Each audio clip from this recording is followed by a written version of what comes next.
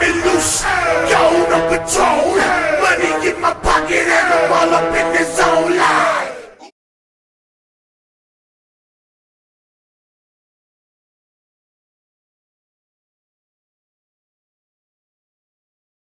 Godzilla, the king of monsters. The legendary titan, the ultimate apex predator, is going up against one of Monster Hunter's strongest and most unique monsters. Alright? So today here, Godzilla is going up against Ukanlos here, the white god. So, a little things. This is Godzilla from the Monsterverse. This will include Godzilla Awakening, Godzilla King of the Monsters, obviously. Godzilla 2014. Godzilla vs. Kong. Even the comic books, Godzilla Awakening, and the Godzilla Dominion. Okay. So yeah, pretty much here, and then we just gonna throw everything from Monster Hunter for you, Canlos, considering he is not an Elder Dragon and doesn't need the Elder Dragon scaling. All right. So, well, further ado here, yeah, let's begin here with Godzilla. What has he done, and what's his tier? Godzilla is at least continental in the Monsterverse here. You could argue multi-continental, but I do believe that's only when he reaches his fiery Godzilla state or his burning state here. He's been able to take attacks from Muto Prime, even flat out showing that he could sometimes overpower Muto Prime. Muto Prime is able to cause earthquakes with just a step, and actually is able to sever tectonic plates, and he's shown this on multiple occasions in the Godzilla Aftershock comic. Okay, Godzilla was also able to withstand blows from Muto Prime and even take a sonic screech that blew off its dorsal plates. Okay, so yeah, Muto Prime was no joke. No joke here. I actually would have loved to see it maybe take on Ghidorah. Maybe. I know Ghidorah would have stumped a mud hole in that, but we all get the point, right? Godzilla is able to use atomic energy and manipulate it into an atomic blast here. He can do a semi-form of an atomic pulse, especially if his spikes are blown off. He's able to put opponents on his back and launch them into the air, effectively killing them. And then he used that moment to pretty much squish Muto Prime. He's able to take attacks from Titanus Tiamat, okay, who has razor sharp scales, like her brushing up against Godzilla's body was cutting him. He was shown to be able to casually toss Titanus Amalok with one arm. Amalok was able to literally beat the mess out of Behemoth, a monster that could restore devastated forests kind of easily, and that's like that's like well beyond the norm here. The guy can turn a desert into a whole forest here. But let's talk about Ukanlos here. Ukanlos is one of the duos of Fire and Ice in Monster Hunter here. He's the white god, the opposite to a Cantor, the black god. One of his prey items and one of the monsters he can casually take down and eat are Devil Joe, Barioth, and even fight against Kushala Daora, if not sometimes even being able to take down a Kushala Daora, although it's a lot rarer than a Devil Joe here. Now let's talk about that here. Devil Joe has the actual to match Elder Dragons in strength here. He's done it to Valhazak, who is the Elder Dragon of, I guess you could say, Rot or Death here. And then you have the Nature Elder Dragon, Namiel here, and he's casually stalemating their power here. Albeit, it's more of his full strength than the Elder Dragons, but it does make a much more sense here that he's able to do this. And the fact that Ukanlos is actually able to prey upon the likes of Tiger-X and even Barioth. Tiger-X is really one of the more powerful flying wyverns, although I could definitely argue Barioth is definitely more powerful than him. Definitely above him, in my opinion, as Barioth is just, set on a different level than Tiger-X. You actually fight Tiger-X earlier in the game than Barioth, and that says something. Okay, Barioth should definitely be much tougher than Tiger-X. And here's the thing, though. If you read Barioth's ecology and go to his ecological nixes, it says that the monsters like Devil Joe and Tiger-X have to beware of Barioth because he can turn them into a prey item. That's how dangerous a Barioth is, and Ukanlos is casually above this. This also puts him above other monsters like Gammoth. Gammoth is also capable of overpowering Tigrex casually. It's even noted that once Gammas reach like full size or full maturity, that they have nothing to fear. Not from a Barioth, not from a Tigrex, making it one of the strongest creatures in Monster Hunter.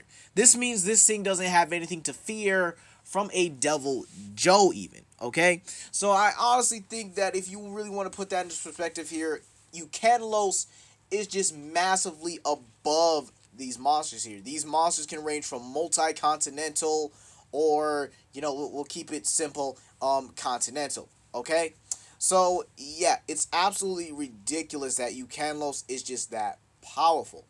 He also rivals a Cantor who scales above multiple monsters in the lava area, such as Ignactor, who can cause volcanic eruptions, which is an island level feat.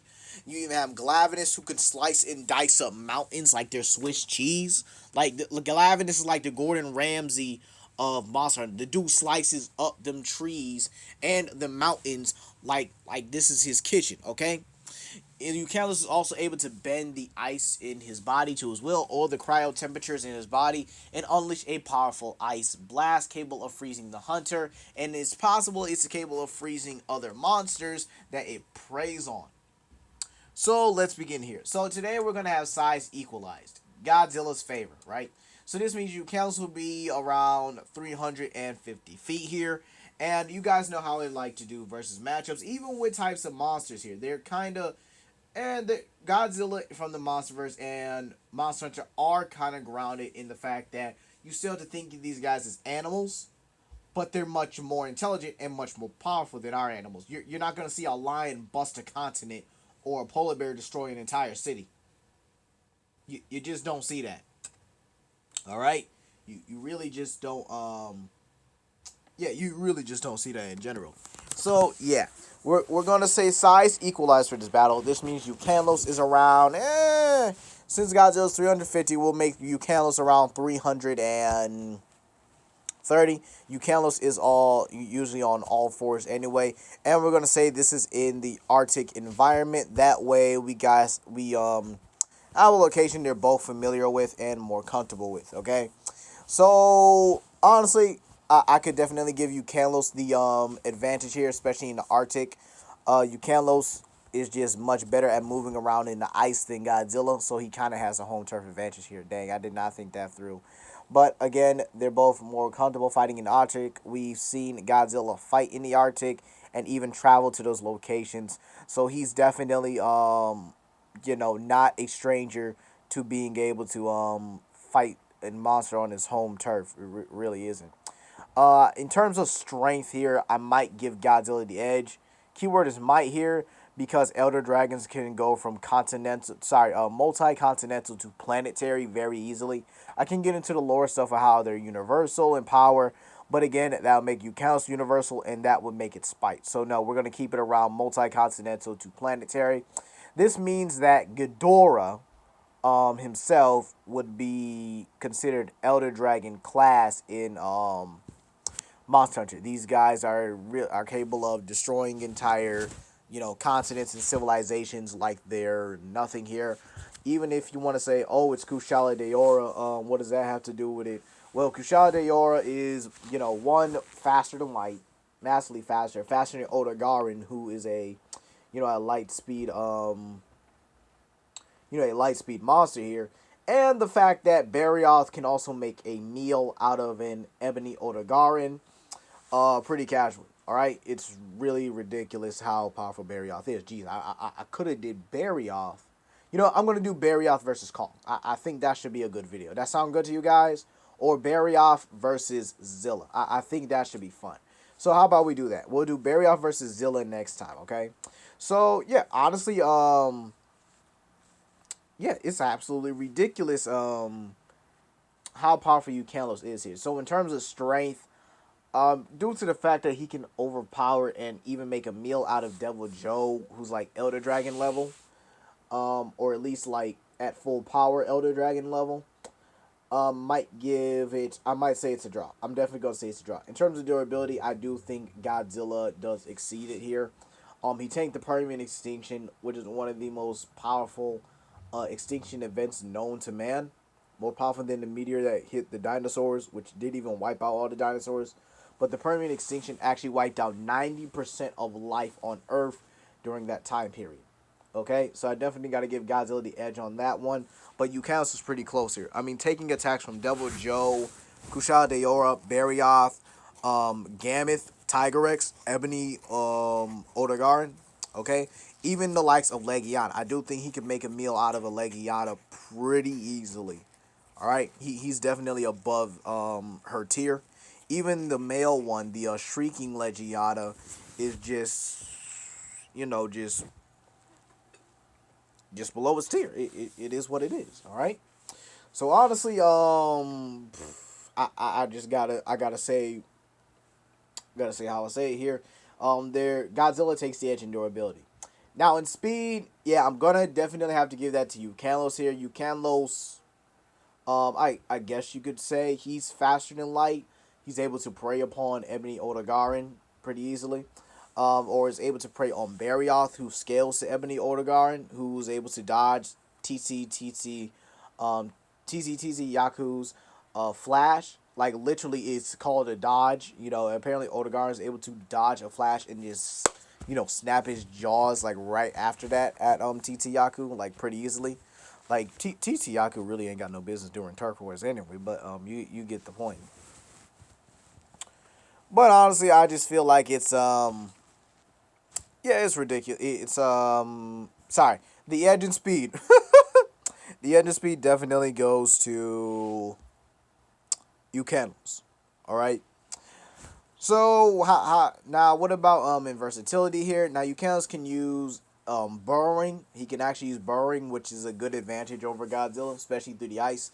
He moves through the ice like a hot knife through butter.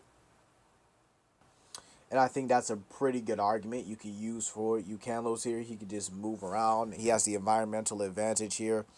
He also is capable of maybe not countering Godzilla's atomic breath, but I do think his ice breath would definitely be able to launch Godzilla back a couple feet here. I just think that ooh, sorry, my nose. Oh, sweet lord. I just do think that it is preferable. I do think that it's very all right, I'm not gonna sugarcoat it. I think it's obvious that Ukanlos actually does take this fight here, due to the fact that again I do believe Monster Hunter does scale above the Monsterverse. All right, I'm gonna flat out say that. I'm not gonna sugarcoat it. I'm just gonna get to the point here. Kushala Daora, right, right, would basically be I would definitely say around base Ghidorah. All right, around Ghidorah at his base stat here.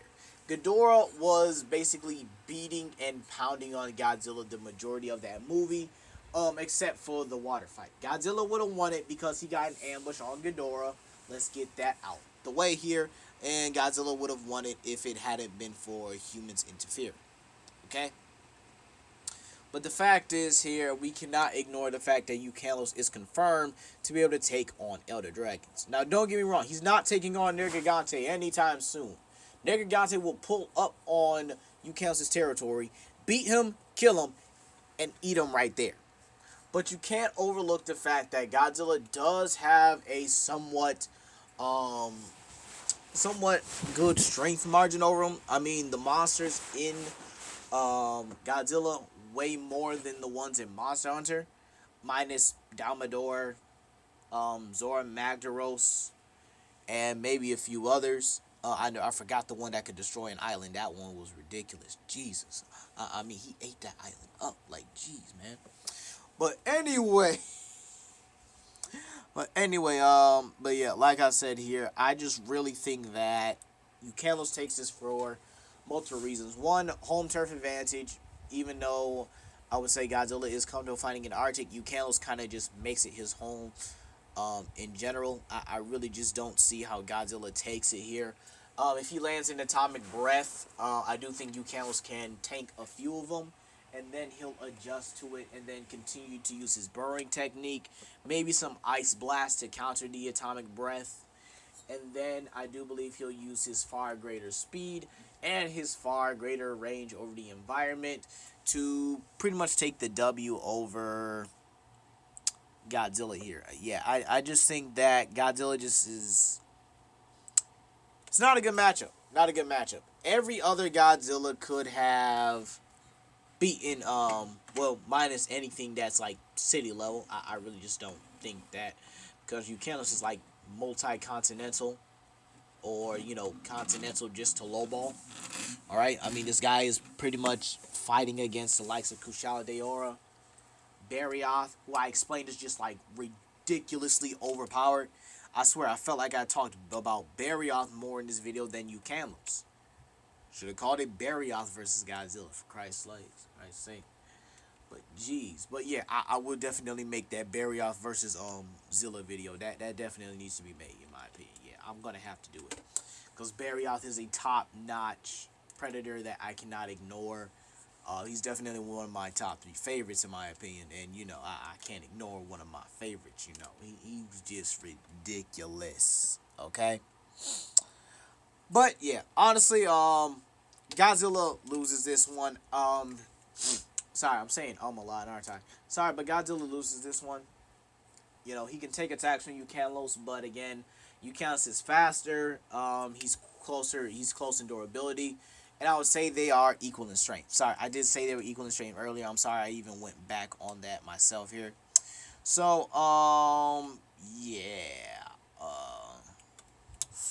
Really not looking too good for Godzilla here. I do believe Godzilla does take a good majority of the fight, but I just think Ukanlos, home turf advantage, home leverage, alright?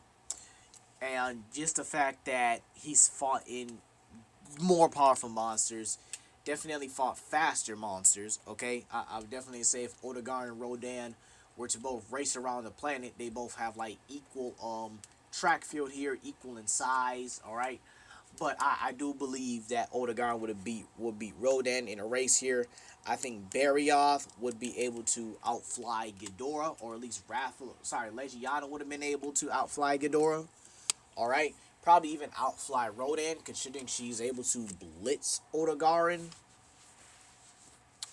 Yeah, it's just absolutely ridiculous here. I do believe Ukanlos takes the fight at least, it's a good percentage.